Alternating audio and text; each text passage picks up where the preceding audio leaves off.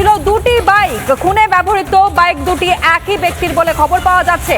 Bike দুটির মালিক বর্ধমানের বার্নপুরের বাসিন্দা বলেও খবর এই মুহূর্তে উঠে আসছে। একটার পর একটা ব্রেকিং খবর এই মুহূর্তে আপনাদের সামনে আমরা তুলে ধরছি। একেবারে শুভেন্দু অধিকারীর আত্মসহায়ক এবং তাকে খুন করা, তা যে পূর্ব পরিকল্পিত চক্রান্ত তা ধীরে ধীরে আরো স্পষ্ট হয়ে যাচ্ছে।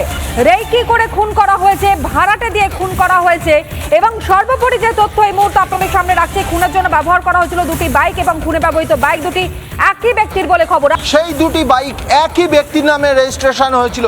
পুলিশ সূত্রে যেটা জানা যাচ্ছে 2012 সালে বিভাস কুমার ভট্টাচার্য নামে বর্ধমানের এই ব্যক্তির নামে এই দুটি বাইক রেজিস্ট্রেশন করা হয়েছিল এবং বাইক দুটির ভ্যালিডিটি ছিল 2027 অবধি। কিন্তু তদন্তকারীরা এই বিভাস কুমার ভট্টাচার্য তাকে ডেকে জিজ্ঞাসাবাদ করছেন, তার কারণ 2012 সালের এই দুটি বাইক তিনি বিক্রি করে দিয়েছিলেন অন্য কারুর কাছে, নাকি তিনি নিজে রেখেছিলেন। যদি তিনি নিজে রাখেন তাহলে দুষ্কৃতীদের কাছে এই বাইক দুটি গেল কি করে, তিনি কি ভাড়া দিয়েছিলেন নাকি অন্য কারুর কাছে বিক্রি করে দিয়েছিলেন, সেখান থেকে দুষ্কৃতীরা পেয়ে গেল।